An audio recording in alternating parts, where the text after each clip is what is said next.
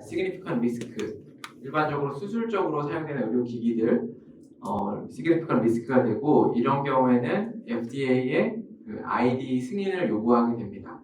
그런데 non-significant risk에 해당되는 제품들도 있거든요. 예를 들어서 그 진단 장비의 경우에 또는 특정한 소프트웨어 그 디지털 치료제 경우에는 환자에게 직접적인 그 위해도가 크지 않다고 보기 때문에 FDA의 ID 절차가 그 면제되고 병원의 IRB 승인만으로 미국 임상시험을 진행할 수가 있습니다. 그래서 의료기기의 경우에 이제 그렇게 진행이 된다는 내용을 알려드리고요. 지금 이제 그 의료기기에 있어서 임상 계획을 이제 승인을 신청할 때 그 ID 어프로벌을 받을 때 이제 필요한 이제 내용들이 되겠고요. 지금 ID는 의료기기에 해당되는 거고 IND는 의약품에 해당되는 거예요. 그래서 많은 분들이 그 미국 임상의 의료기기 임상을 얘기하면서 IND 용어를 쓰시는 경우가 있어요. 그건 이제 의약품에 해당되는 임상이고 의료기기에 대해서는 IDE이고요. 그래서 ID와 IND를 이렇게 비교를 하게 되면은 이제 그 진행돼야 되는 내용들이 나오게 되겠고요. 그래서 레이블링 리ኳ어먼트에 대해서 그 라벨링에 대한 요건들이 이제 충족이 돼야 되고요. 그리고 웨이버에 대한 내용이 있고, 그 다음에 스폰서 리스폰시빌리티스에서 스폰서는 이제 FDA에서 스폰서라는 용어는 제조사를 가리킵니다. 그래서 식약처는 의뢰자라고 하죠. 제조 의뢰자. 그래서 제조 의뢰사, 제조사의 책임에 대해서 이제 나오게 되고, 그 다음에 investigator responsibilities. 그래서 그 임상시험에 이제 그 임상시험을 진행하는 임상시험 연구자에 대한 책임이 있고요. 그 다음에 이제 qualified investigator를 골라야 되는 이런 내용들이 있습니다. 미국에서 진행되는 임상시험들은 계속적으로 늘어가고 있는 추세가 되겠고요. 임상시험의 절차.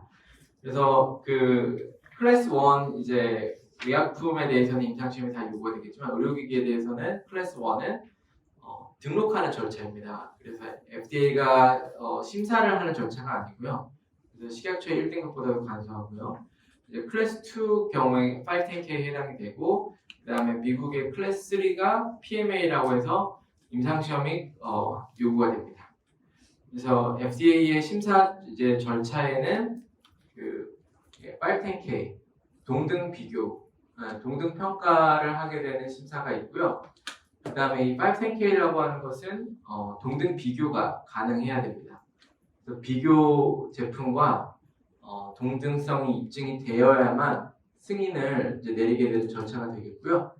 만약에 그 비교하고자 하는 FDA 기여가 제품이 동등성이 입증이 안 되면, 그러니까 소프트웨어 디지털 치료기 같은 경우는 기존에 나와 있던 제품들이 없기 때문에 그 비교 제품이 없어요. 그런 경우에는 디노보를 진행할 수가 있습니다. 디노보의 경우에는 일반적으로 동등성이라는 것은 사용 목적이 같아야 되고요. 사용 목적이 같아야 되고, 그리고 기술적인 원리가 동등하다고 입증이 돼야 됩니다. 그런데 그것이 입증이 안 되면 원래는 PMA로 가게 되어 있어요.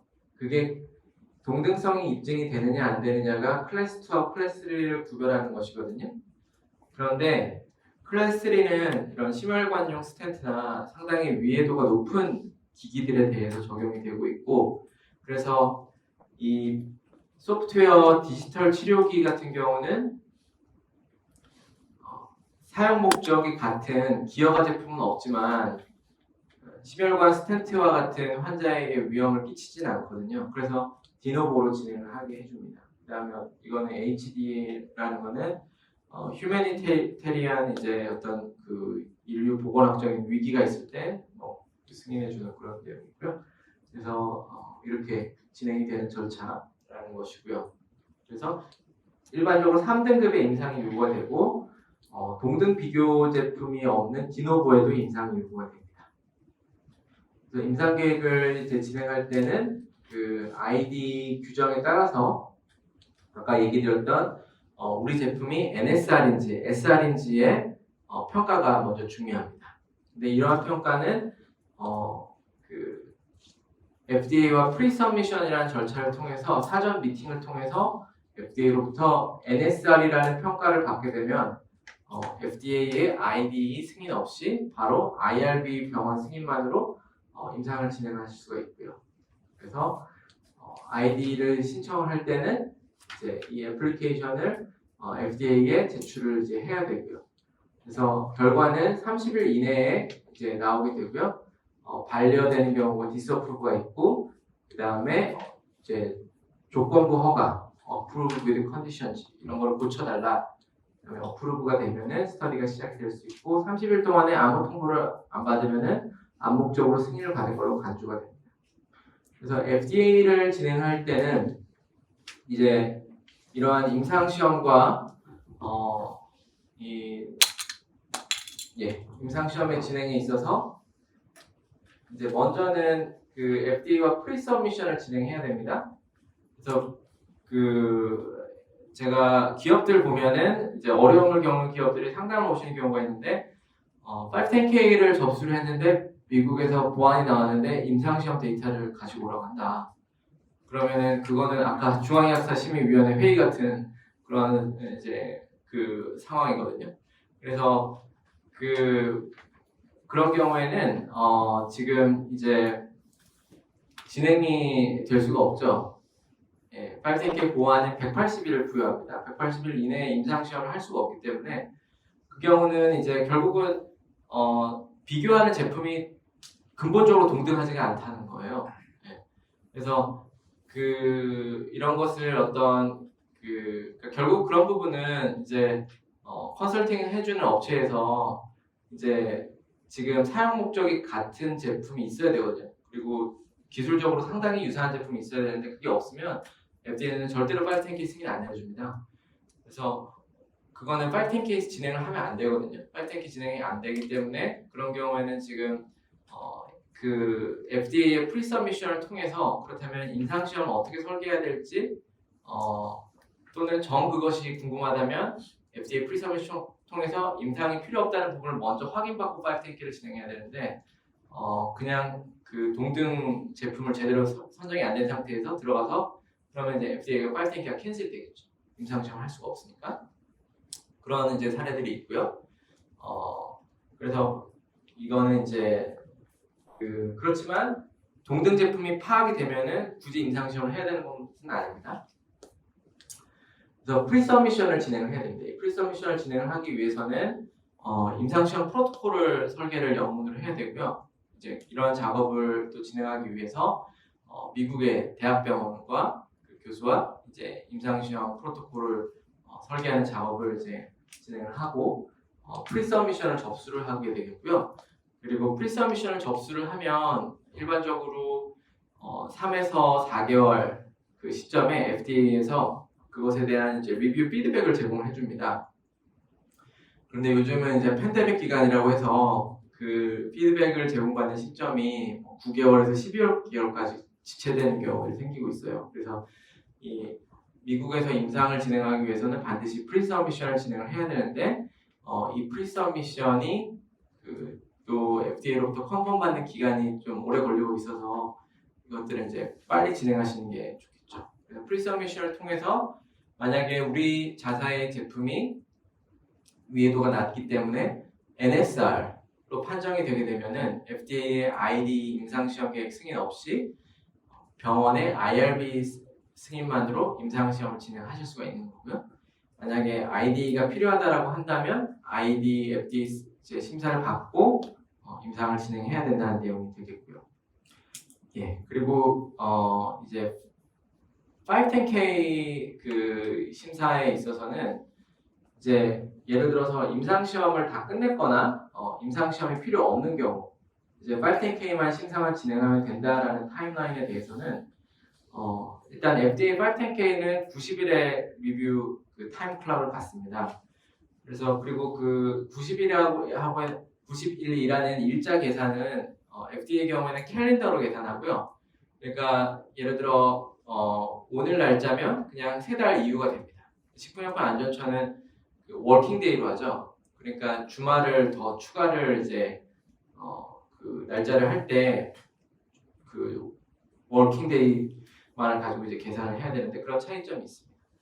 그리고 이제 FDA 510K 심사라는 것은 제일 중요하게는 이 행정심사, RTA 심사, 그리고 실질심사, Substantive Review 심사, 그리고 그 다음에 Substantive Review 심사 다음에 Interactive Request 이렇게 나뉘어지게 됩니다. 그래서 그렇게 나뉘어지기 때문에 보안들이 나오게 되고요. 그래서 행정심사 때 이제 그 보안이 나오게 되고 이걸 RTA라고 합니다. 그래서 Refuse to Accept라는 단어이고요. RTA 행정심사에서는 FDA에 제출되어야 되는 주요한 문건들이 제공이 그런 경우에는 이제 RTA 심사를 보안을 내리게 되고요. 그리고 실질 심사가 진행이 돼서 실질 심사에서는 이제 그 생물학적 안전성의 시험이 어떤 예를 들어 세포 독성의 시험이 또는 유전 독성의 시험이 암환성의 시험이 잘못되었다. 그러니까 내용에 대한 그 심사를 하게 되고요. 그 성능 시험에서 진행을 했는데 성능 시험 샘플 수가 부족하다. 그런 것이 이제 실질 심사 보완으로 받게 됩니다. 그래서 RTA 심사에서는 일반적으로는 시험 자체가 진행이 안 됐을 경우, 멸균 밸리데이션 리포트가 없다, 또는 쉘프 라이프에 대한 가속노화 시험이 없다, 이런 이제 그 제공이 자체가 안 됐을 경우를 의미를 하는데요. 근래에 와서는 RTA 심사를 하면서 어쨌든 FDA 입장에서는 한번 보완을 내리는 거니까 그냥 실질 심사 내용까지 같이 제공을 하는 경우가 많이 있습니다. 그렇게 되면 어쨌든 RTA 심사와 이제 실질 심사 둘 다 180일의 기간을 가지고 보완을 진행하게 되고요. 이거는 제조사에서 빨리 해소하면 해소할수록 빨리 마감되는 기간이 되겠습니다. 그래서 지금 일단은 그 점심시간까지 그 간략하게 510K 이제 진행에 대한 부분을 좀 말씀드렸고요. 5분 후에 이제 점심시간이 시작되는데 혹시 질문이 사항이 있으시면 제가 짧게 질문이 있으시면 질문을 말씀해 주셔도 좋습니다.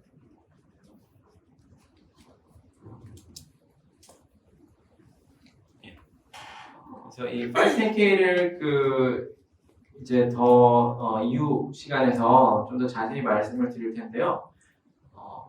제가 510K를 많이 진행해 보니 FDA에서는 어떤 면에서는 이제 고지식하다고 할 정도로 그 동등 비교 대상의 제품과 자사 제품의 스펙이 같아야 되거든요.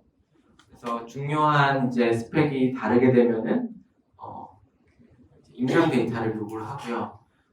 예를 들어서 어떤 통증 치료 기기, 이러한 이제 전기 기계적인 에너지가 제공되는 기기에 있어서 그러한 이제 에너지의 강도가 중요하잖아요. 그래서 에너지의 강도에는 펄스 위드스라든지 이런 헤르츠라든지 이런 이제 규격들이 있는데 그것들이 자사의 그 규격과 그 비교 제품의 스펙이 이제 자사의 스펙이 더 높은 경우, 큰 경우 그러면은 이제 더 강도가 높은 에너지가 가해질 수가 있기 때문에 안전성의 그런 그 위험도가 높아지죠. 그래서 그런 경우에는 그러한 차이가 있는 그 스펙 규격으로 진행된 임상 데이터를 제공해와라 이렇게 요구를 하거든요. 그래서 임상 시험을 하지 않고 FDA 승인을 받기를 이제 계획하는 경우에는 제품을 설계 개발을 하는 시점부터 그 타깃하는 사용 목적과 동일한 제품으로 FDA에서 기허가된 제품의 스펙을 이제 비교해 보면서, 그러니까 이거를 이제 이렇게 생각하셔야 되거든요. 항상 인허가를 진행하실 때는 우리의 기술에 인허가 기관을 이렇게 맞추라고 할 수가 없거든요. 결국은 우리가 개발하는 자사의 기술을 허가 기준 프레임에 들어가게끔 해야 되거든요. 그렇게 했을 때 이제 인허가 기관에서 가장 용이하게 심사해 줄 수 있는 것은 이미 승인되어 있는 제품과 동등한 제품, 기기가 되겠죠. 그렇다면 우리 회사가 강조하고자 하는 너무 그러한 그 적응 증상의 차별성을 부터 너무 개발을 하시기보다는 가장 첫 제품 승인을 위해서는 이미 허가가 되어 있는 제품의 이제 샘플도 취득을 해서 그걸 리버스 엔지니어링이라고 하죠. 그 제품의 스펙을 확인하고 우리 제품의 스펙은 이건데 그럼 그 제품의 스펙으로 맞출 수가 있을지 최대한 이미 허가되어 있는 제품들과 스펙이 그렇게 차이가 나지 않게 처음 승인받는 제품의 경우 그렇게 일단은 승인을 받으시고 그리고 구현하고자 하시는 그 기술을 두 번째 제품을 진행할 때는 첫 번째 받았던 승인된 제품을 동등 비교 제품을 두고 자사 제품을 비교 제품을 두고 동등 비교를 또 진행하실 수가 있거든요. 그래서 그렇게 전략을 세우시는 게 중요하다는 거를 결국은 이제 그 인허가 기준에 대해서 어떻게 허가를 받아야 될지 잘 모르겠다라고 할 때 그것에 대해서 가장 클리어한 답을 줄 수 있는 방법은 뭐 예를 들어서 지금 이제 수능이 끝났으니까 무슨 수험생들이 이제 그 수능 시험을 준비하는데 우리 학생을 어느 특정 대학에 입학을 시키겠다 그런 목표를 가진 부모님이 있으면은 그 특정 대학에 이미 입학했던 학생을 과외 선생으로 하는 게 제일 낫겠죠. 그 사람을 이제 본받을 수 있게. 마찬가지로 FDA 승인을 이제 목표로 하신다면 이미 승인되어 있던 제품들에 관심을 가지는 게 되게 중요해요. 그런 제품들은 이미 그 FDA가 인정해주는 규격으로 제품이 되었기 때문에 우리 제품이 그 제품과 크게 달라지면 달라질수록 더 힘들어지는 거거든요. 그래서 그게 이제 제일 중요하다는 부분을 일단 말씀을 드리고요. 이제 지금 점심시간이 시작되는 것으로 판단이 되어서 그럼 점심 식사 맛있게 드시고 또 이어서 세미나를 진행해 드리겠습니다. 감사합니다.